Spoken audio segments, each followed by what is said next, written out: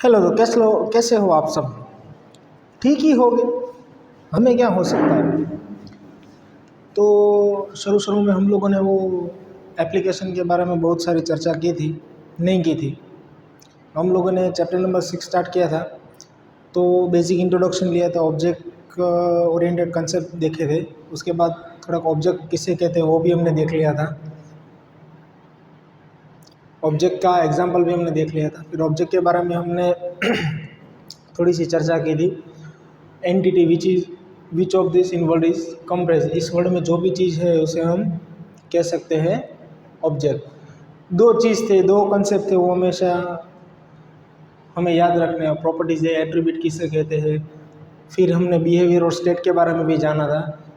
जिन लोगों को ये सारी चीज़ें नहीं पता है, वो पहला वाला लेक्चर है, पहला लेक्चर है, लेक्चर नंबर 1 है, वो आप देखेंगे तो आपको सब कुछ पता चल जाएगा। मेथड्स क्या होती है।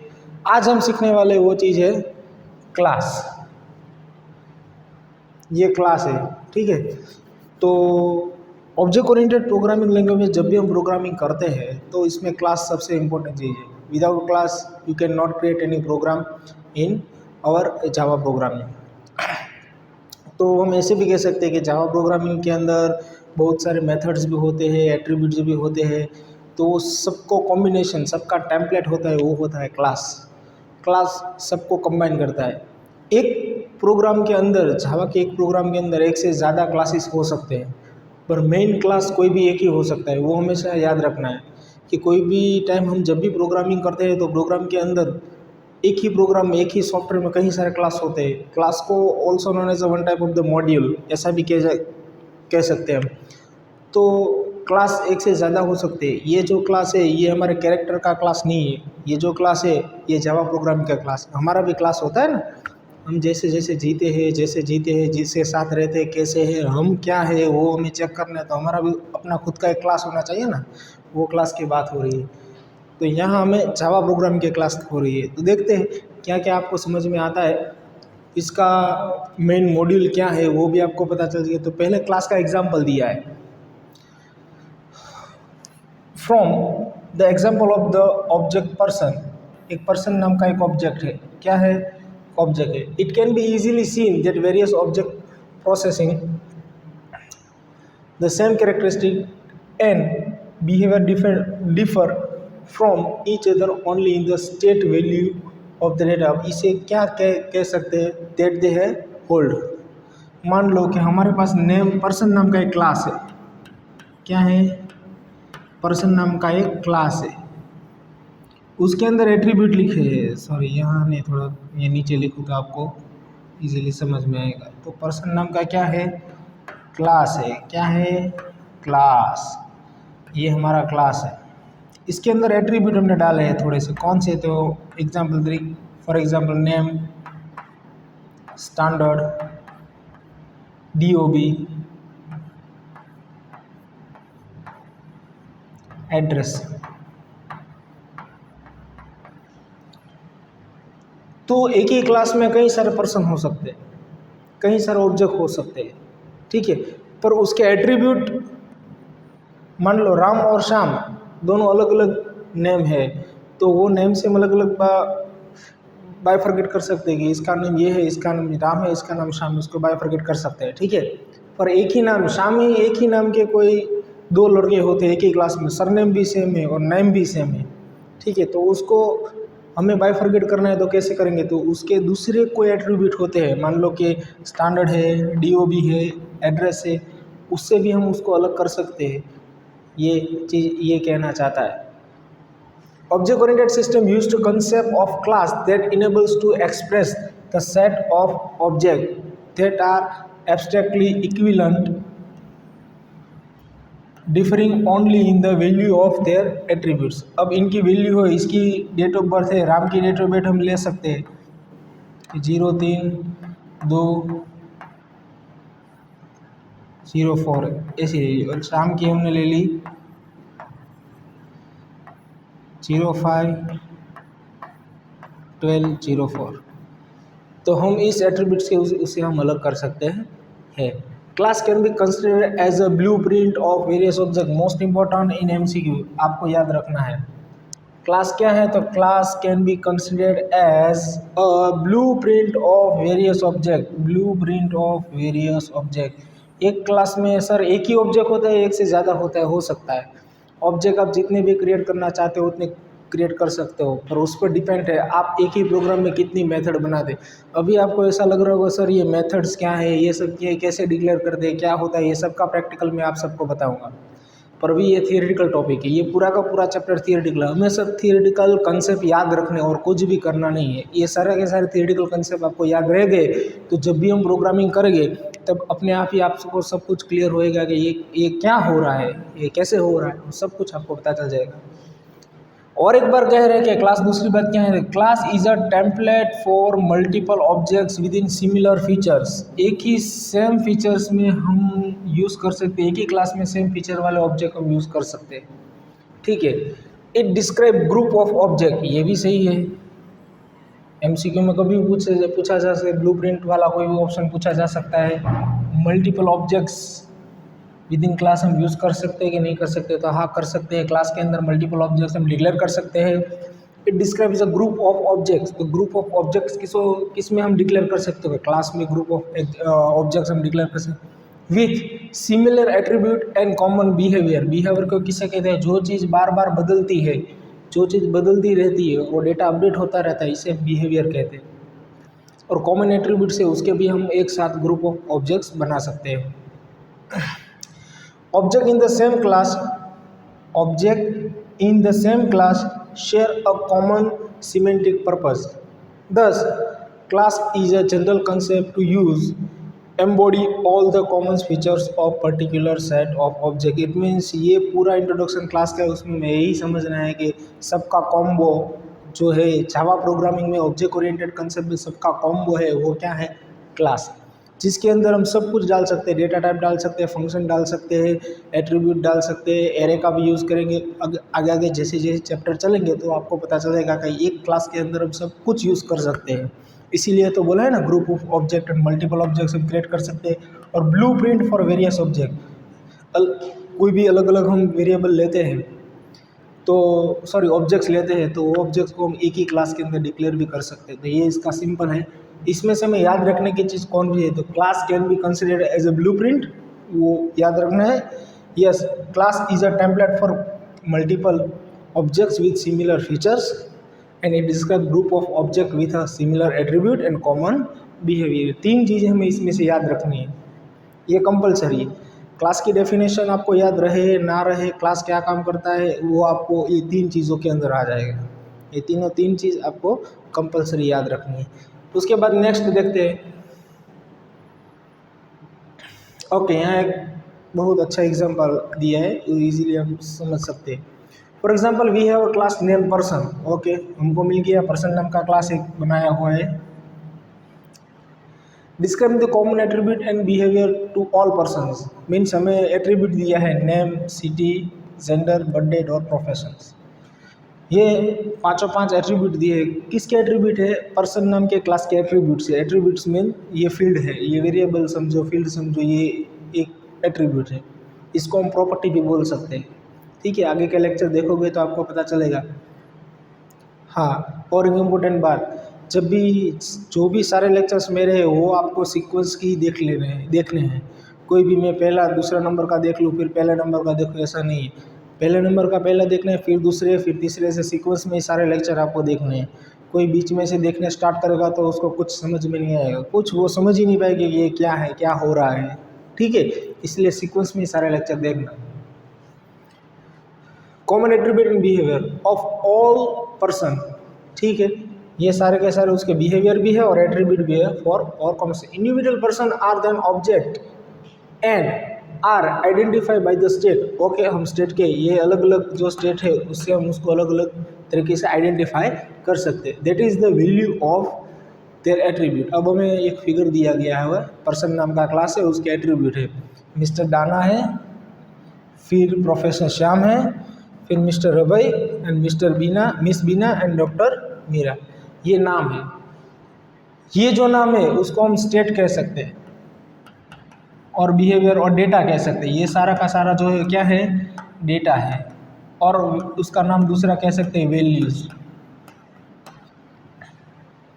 ठीक है, तो एक ही पर्सन क्लास के जो 5 एट्रीब्यूट है वो सबके अलग अलग एट्रीब्यूट है। देखो सॉरी, सबके अलग अलग डेटा है हमारे पास, 5 डेटा अलग अलग, 5 पर्सन के अलग अलग डेटा हमें यहाँ दिए गए।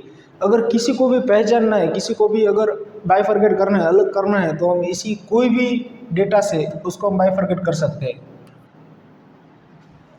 ठीक है, ये पूरा एग्जाम्पल हमें यही कहना चाहता है कि क्लास के अंदर क्या होना चाहिए। तो क्लास के अंदर एट्रीब्यूट होते हैं, प्रॉपर्टी होती है, पर्सन नाम का क्लास है और उसकी डेटा है। इसको हम कहते हैं स्टेट और बिहेवियर। जो पांचों पांच के ये स्टेट और ये बिहेवियर है। ठीक है, समझ में आ गया। तो अब आगे देखते हैं। ये एग्जाम्पल सिर्फ हमें विजिबिलिटी के लिए ही देखना था। ये एग्जाम्पल के थ्रू हम सीख सकते हैं कि क्लास किसे कहते हैं, क्लास के अंदर क्या आता है और वो उसकी स्टेट क्या होती है और बिहेवियर क्या होता है, वो हमें अभी तक पता चल गया। मेन क्लास पर्सन नाम का है, उसके एट्रीब्यूट और property name, city, gender, birth date और प्रोफेशन से, और उसकी डेटा और स्टेट और बिहेवियर क्या है। तो जो नाम हमने डेटा की जो वैल्यू दी है, जो कीमत दी है, वो सारी की सारी है वो स्टेट और बिहेवियर है। ठीक है, तो ये एक ही एग्जांपल में हमें सब पता चलता है कि किसको स्टेट और बिहेवियर कहते हैं, किसको क्लास कहते हैं और किसको एट्रीब्यूट कहते हैं। ठीक है, पर्सन, क्लास, एट्रीब्यूट, ये पांचों के जो डेटा दिए गए वैल्यू वो स्टेट और हमारे बिहेवियर होता है। सर इसमें से बिहेवियर का एग्जांपल कौन सा होता है? तो बिहेवियर का एग्जांपल होता है बर्थ डेट। कोई सॉफ्टवेयर ऐसा होता है जिसके अंदर बर्थ डेट पर से हम अपनी एज कैलकुलेशन करते हैं, तो वो हर साल चेंज होती रहेगी। तो मैंने बिहेवियर में भी पहला कहा है, जो चीज़ बार बार चेंज होती रहती है, डे बाय डे अपडेट होती रहती है अपने आप, उसे हम कहते हैं बिहेवियर। ठीक है, फिर इसमें एड्रेस में भी आ सकता है। कोई पहले राजकोट में रहता है, फिर वो अहमदाबाद में ट्रांसफ़र होता है, तो वो भी बिहेवियर के स्टेट में आता है। तो ये सब हमें याद रखना है। बेसिकली एमसीक्यू में behaviour, state, attribute, property, class, इस इनमें से ये पूरा का पूरा चैप्टर 8 मार्क का है। आपको 8 मार्क कवर करना है, तो पूरा का पूरा चैप्टर में से छोटी छोटी बातें जो मैं आपको बता रहा हूँ वो सारी के सारी याद रखना है। ये सब एमसीक्यू के लिए इम्पोर्टेंट है। ओके, इसके बाद आता जाता है introduction of class diagram. Java programming और ऑब्जेक्ट ओरिएंटेड प्रोग्रामिंग में, मतलब जावा में ही हम बात करते हैं। जावा प्रोग्रामिंग में, ऑब्जेक्ट ओरिएंटेड प्रोग्रामिंग में हमें डायग्राम मिलता है, यूएमएल डायग्राम। ये एक ही ऐसा डायग्राम है जिसे हम कोई भी प्रोग्रामर जब भी प्रोग्रामिंग करने स्टार्ट करता है, एनालिसिस करना स्टार्ट करना है, सॉफ्टवेयर डेवलपिंग स्टार्ट करता है, उससे पहले उसको ये सारे के सारे यूएमएल डायग्राम के जो भी ग्राफिकल रिप्रेजेंटेशन है उनको जांच करनी पड़ती है। मतलब एनालिसिस करता है कि कैसे कौन से क्लास बनेंगे, कौन सी उसके एट्रीब्यूट होगी, कौन सी उसकी मेथड होगी, क्या होगी, ये सब पहले ही एक पेपर वर्क पे वो पेपर वर्क करते हैं, फिर उसका एनालिसिस करते हैं, फिर सॉफ्टवेयर डेवलपमेंट करते हैं। हम बेसिकली साथ क्या सोचते हैं, जब भी प्रोग्रामिंग करना स्टार्ट करते हैं, ओके चलो ये प्रोग्राम दे दिया तो ये प्रोग्राम अभी से हम स्टार्ट कर देते हैं, डायरेक्टली कंप्यूटर पर बैठ के बनाना स्टार्ट कर देते हैं। ऐसा नहीं होता है। जब भी प्रोग्रामिंग स्टार्ट करो तो आपको पहला फंडामेंटल जो हमारा होता है वो हम सबको पता होना चाहिए कि ये फंडामेंटल इसका क्या होता है, कैसे होता है, प्रोग्रामिंग कैसे करनी है, वो सारी की सारी चीज़ें हमें पहले पता होनी चाहिए। उसके बाद हमें ये प्रोग्रामिंग स्टार्ट करनी होती है। उसके बाद जब भी हम कोई सॉफ्टवेयर डेवलप करते हैं तो वो सॉफ्टवेयर बनाने के लिए उसका पहले एनालिसिस होता है, डिज़ाइन होता है, मेंटेनेंस कॉस्ट होता है, कैसी बनेगी, कौन कौन लोग इसको यूज़ करेंगे, कैसे यूज़ करेंगे, ये सारे की सारी सिस्टम एनालिसिस एंड डिज़ाइन के कंसेप्ट में आता है। और सिस्टम एनालिसिस एंड डिज़ाइन में से एक छोटा सा कंसेप्ट हमारे सिलेबस में, उसका नाम है यूएमएल डायग्राम, और उसे also known as class diagram. तो अगर क्लास डायग्राम आए, यूएमएल डायग्राम आए तो आपको कोई कन्फ्यूजन होना चाहिए नहीं, क्योंकि हमारे सिलेबस में एक ही डायग्राम है और बहुत छोटा सा कंसेप्ट है, बहुत ईजी है, आपको समझ में आ जाएगा। जैसे आप पढ़ेंगे तो याद रह जाएगा। ओके, तो स्टार्ट कर दे। Class diagram presents a collection of classes. Okay, ये हमें पता चल गया। Constraints and relationship among the classes. पहली लाइन में ऐसा कहता है कलेक्शन ऑफ क्लासेस। हमने एक स्टूडेंट मैनेजमेंट का सॉफ्टवेयर बना रहे हैं तो उसमें 5 क्लासेस आते हैं या 3 क्लासेस आते हैं। एक स्टूडेंट का आ गया, एक लाइब्रेरी का आ गया, एक टेस्ट का आ गया, ये 3 क्लास हमारे पास है। वो तीनों क्लास के कलेक्शन ऑफ तीनों क्लास के इकट्ठा करेंगे, उसको कंस्ट्रेंट करेंगे। कंस्ट्रेंट उसमें क्या रूल्स एस्टैब्लिश करने हैं, कौन स्टूडेंट कौन सी चीज़ देख सकता है, कौन सी चीज़ नहीं देख सकता है, वो सारे कंस्ट्रेंट करना है। किस में कंस्ट्रेंट करना है? तो क्लास डायग्राम। और रिलेशनशिप, ये तीनों क्लास है जो स्टूडेंट है, जो एग्जामिनेशन है वो सारे के सारे जो क्लास है उनके क्लास के बीच में कौन कौन सी रिलेशनशिप एस्टेब्लिश होगी, वो सारा का सारा काम करता है क्लास डायग्राम। क्लास डायग्राम का हमारे सिलेबस में जो दिया है वो है यूएमएल, मोस्ट इम्पोर्टेंट आईएमपी वाला क्वेश्चन है स्टूडेंट्स, याद रखना। ये एग्जाम में पूछा जाता है।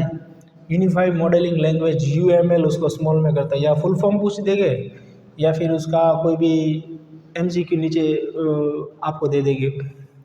Can be use to create models object oriented software, yes ये भी सही है। To help with design of application, क्या बोला है, डिज़ाइन ऑफ एप्लीकेशंस। ये किस में यूज़ होता है, डिज़ाइन ऑफ एप्लीकेशन पर। उसमें क्या क्या आता है, create models of object oriented software, ये भी आपको याद रखना है। UML is a visual modelling language. UML क्या है, तो कि विजुअल मॉडलिंग लैंग्वेज है। इसको हम also known as a graphical representation model language भी कह सकते हैं। इसमें सारी की सारी चीज़ ग्राफिकल यूज़र इंटरफेस थ्रू ही काम होता है, इसमें कोई प्रोग्रामिंग या कोई कोडिंग लिखना होता नहीं है। डिफाइन एंड मेंटेन्स बाय, कौन मेंटेन करता है, यूएमएल जो डायग्राम है उसको मेंटेन कौन करता है, oh my God, oh my God करता है नहीं, कौन करता है, तो object management group. UML diagram को कौन मैनेज करता है, oh my God, object management group. Oh my God नहीं हो सकता है, हमें यही याद रखना है अगर पास होना है और 1 मार्क लेना है तो। ये दो में से कोई भी एक फुल फॉर्म आ सकता है एग्जाम में। UML specifies several diagram for representation different aspects of software application, ये भी सही है। The purpose of this class diagram to model the static view of an applications, कौन सा व्यू होता है, स्टैटिक व्यू। कैसे होता है, तो फिक्स्ड होता है। जब भी हम कोई भी डायग्राम बनाते हैं यूएमएल का यूज़ करके, तो उसका मॉड्यूल होता है स्टैटिक होता है, उसमें बार बार हम चेंजेस कर सकते नहीं है। This class diagram are the only diagrams which can be directly mapped with object oriented languages, okay ये एक ही ऐसा डायग्राम है जिसे ऑब्जेक्ट ओरिएंटेड प्रोग्रामिंग को मैप कर सकते हो, उसमें ही बना सकते हो और किसी भी प्रोग्रामिंग लैंग्वेज में अवेलेबल है नहीं।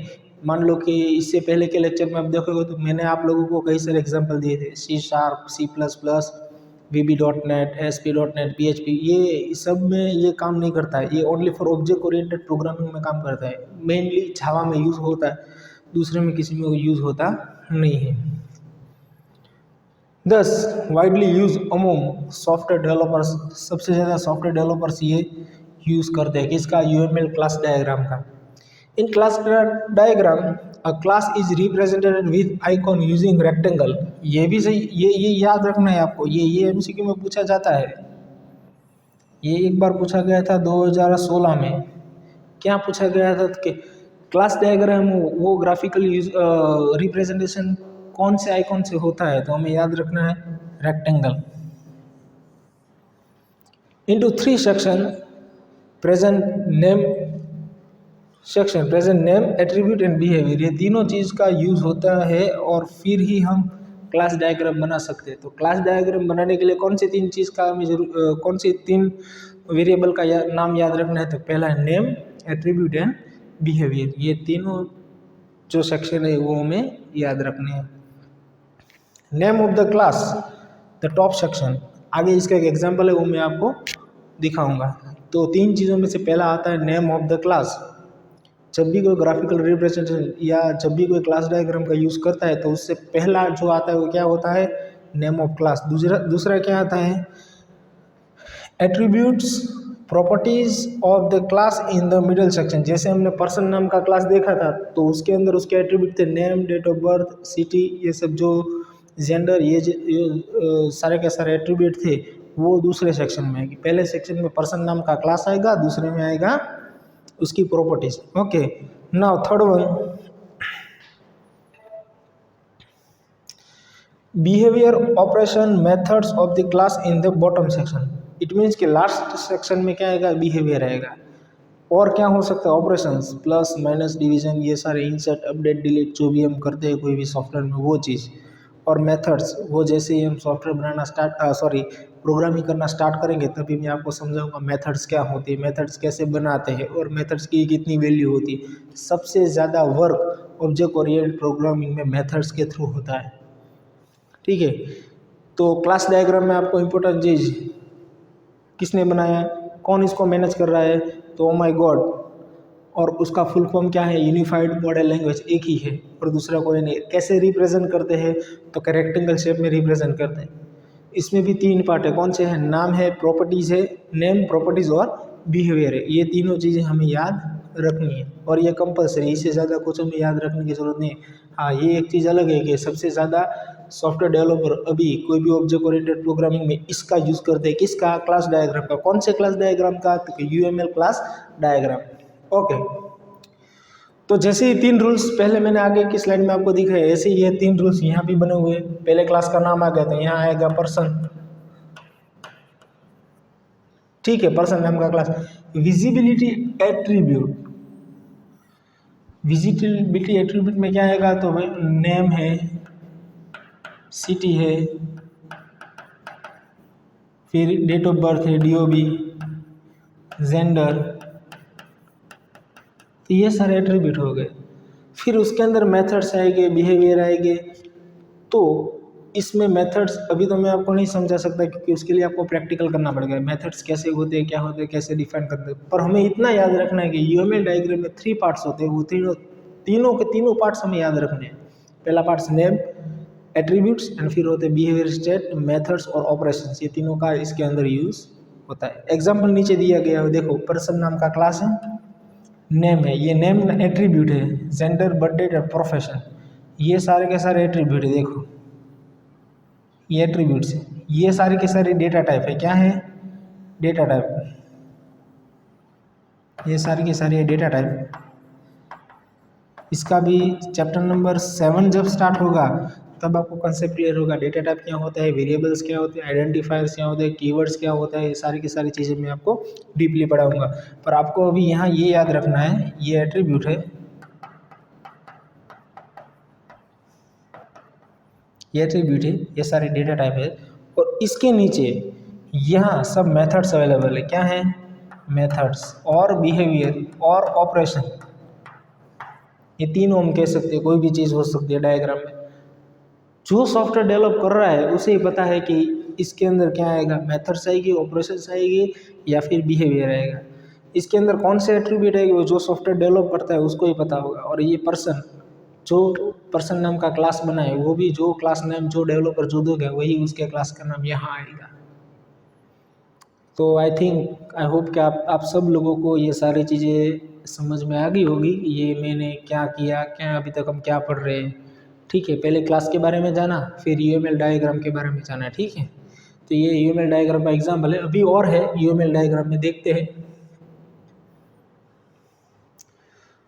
The class person is intended to provide information that is useful in understanding the role of the class in the context of class diagram. Okay, ये आपको ज़्यादा एक्सप्लेन करने की ज़रूरत नहीं है क्योंकि इजी लैंग्वेज में सब कुछ लिखा हुआ है।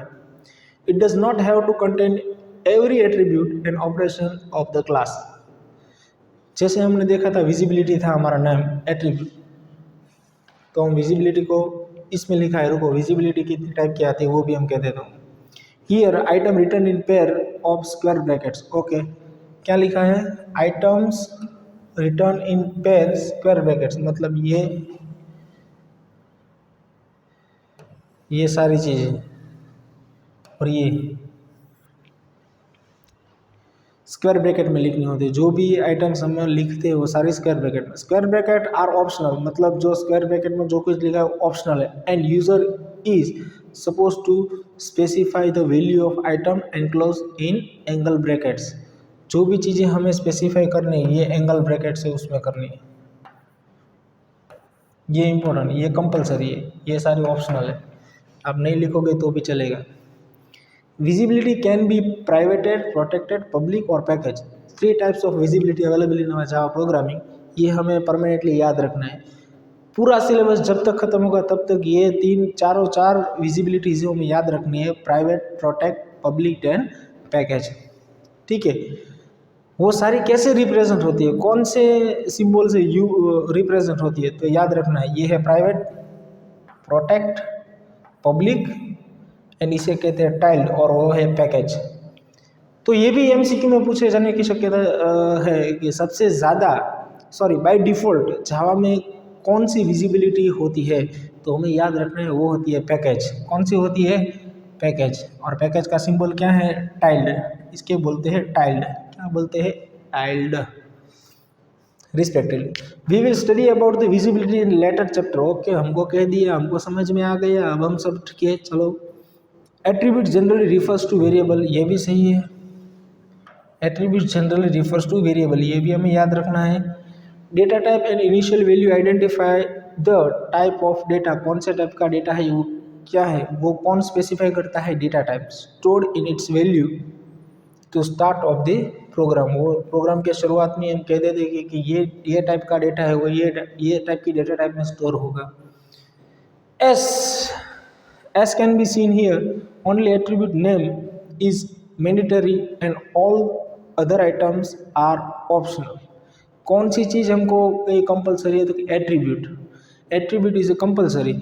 एग्जाम्पल में आपको जो हमने देखा था, बैक जाके एक बार देखिए, ये जो एट्रीब्यूट है सारे के सारे, ये एट्रीब्यूट, ये कंपलसरी है, ये ऑप्शनल है, ये ऑप्शनल है, ये अगर नहीं लिखोगे तो भी चलेगा, क्योंकि हमने जो स्क्वायर ब्रैकेट देखा था उसमें ये कंपलसरी है क्लास नेम। इसकी बात ही हो रही है, सिर्फ विजिबिलिटी की ही बात हो रही है।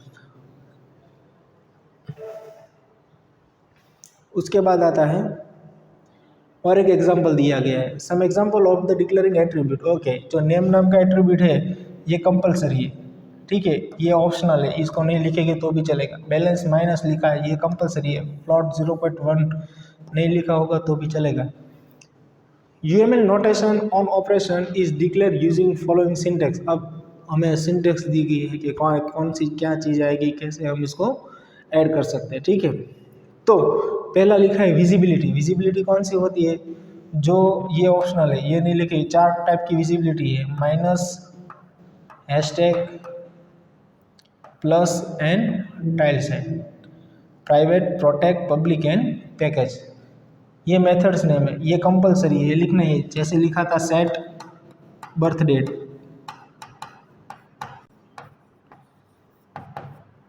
ये हमारी हो गई मेथड।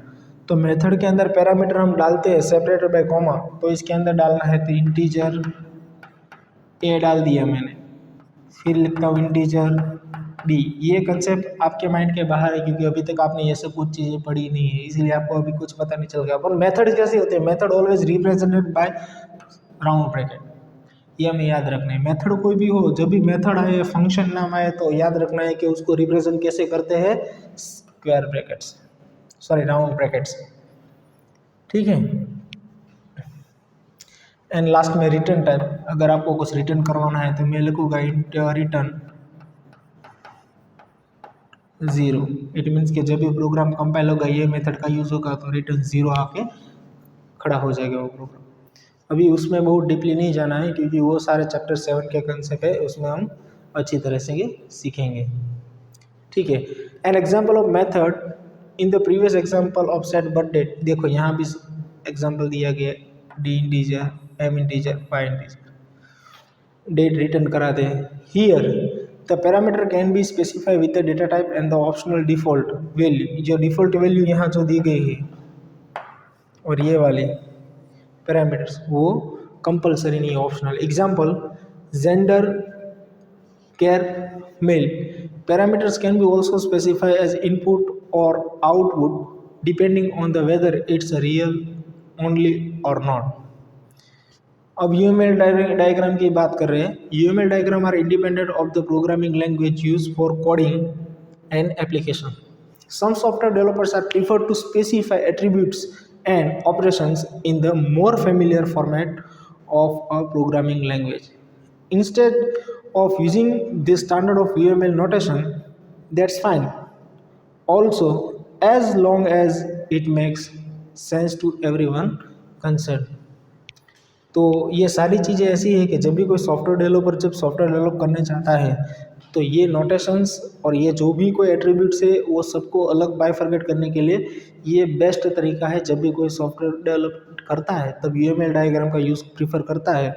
तो ये कोई भी सॉफ्टवेयर, कोई थर्ड पर्सन आके भी उसको देखेगा कि ये सॉफ्टवेयर कैसे बना है, क्या क्या इसके अंदर है, तो इजीली उसको आइडेंटिफाई कर पाएगा कि ये सॉफ्टवेयर में ये चीज़ है, इसमें ये करना चाहिए, यहाँ पे मॉडिफिकेशन करना चाहिए, वो सब चीज़ें इसके अंदर इजीली हम कर सकते हैं। ठीक है, तो ये था क्लास डायग्राम। और एक एग्जांपल दिया गया है, object are represented using the state during execution application, thus object are dynamic. अब हमें यहाँ पे जो एग्जांपल दिया गया है ऑब्जेक्ट ओरिएंटेड प्रोग्रामिंग का दिया गया है, तो उसमें से भी सेम चीज़ें हमें दी गई है। पहला ऑब्जेक्ट का नाम है P1, दूसरा ऑब्जेक्ट का नाम है P2। जो ऑब्जेक्ट ओरिएंटेड कंसेप्ट है उसके रिलेटेड एग्जाम दिया गया, पर क्लास का नाम एक ही है। कौन सा नाम है? Person class. ठीक है, वही चीज़ मैं बताना चाह रहा हूँ कि name, city, gender, birthday, profession, ये सारे एट्रीब्यूट पर्सन नाम के क्लास में ही है, पर हम एक ही नाम के क्लास को अलग अलग ऑब्जेक्ट हम क्रिएट कर सकते हैं और उसमें डेटा भी हम अलग अलग रख सकते हैं। इसमें डॉक्टर मीरा है, इसमें प्रोफेसर श्याम है, अहमदाबाद मेल, ये बर्थडे, ये प्रोफेशन, ये सारे के सारे क्या हो गए बिहेवियर, क्या हुए बिहेवियर और स्टेट, और ये के सारे हमारे एट्रीब्यूट हो गए। यहाँ ये एग्जांपल जो हमें दिए गए ऑब्जेक्ट का दिया गया है कि एक ही नाम के क्लास के दो ऑब्जेक्ट हो सकते हैं कि नहीं हो सकते, इतने हमें याद रखने का, हो सकते। P1 नाम का एक ऑब्जेक्ट बना है जिसका पर्सन नाम का क्लास है और P1 नाम का ऑब्जेक्ट है, इसमें भी क्लास का नाम सेम है पर्सन, पर उसका दूसरा ऑब्जेक्ट हम क्रिएट कर सकते हैं। इनका मतलब ये है कि एक ही क्लास के नाम के हम बहुत सारे ऑब्जेक्ट क्रिएट कर सकते हैं, जैसी हमारी रिक्वायरमेंट है उसी तरह से हम कोई भी ऑब्जेक्ट क्रिएट कर सकते हैं। नाम मीनिंगफुल होने चाहिए, तो अगले लेक्चर में आपको बताया था, यह P1 P2 दी है, आपको जो भी नाम अच्छा लगता है वो कर सकते हैं।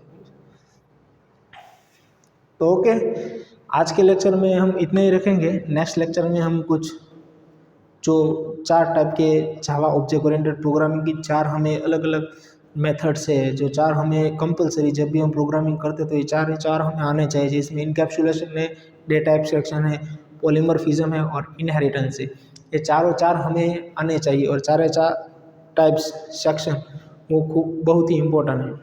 तो सारे के सारे जो भी इम्पोर्टेंट पार्ट्स है वो हम सब अगले लेक्चर में डिस्कस करेंगे। और इसमें अगर कोई दिक्कत है क्लास और UML डायग्राम में, तो आप मुझे बेफिक्र मैसेज कर सकते हैं और एप्लीकेशन में क्वेरी जनरेट करके भी आप मुझे पूछ सकते हैं कि सर मुझे ये बात समझ में नहीं आती है। ठीक है, आपका जो भी क्वेश्चन है वो एक्सेप्टेबल है, आप मुझे क्वेरी में पूछ सकते हैं। Okay, have a nice day, bye bye.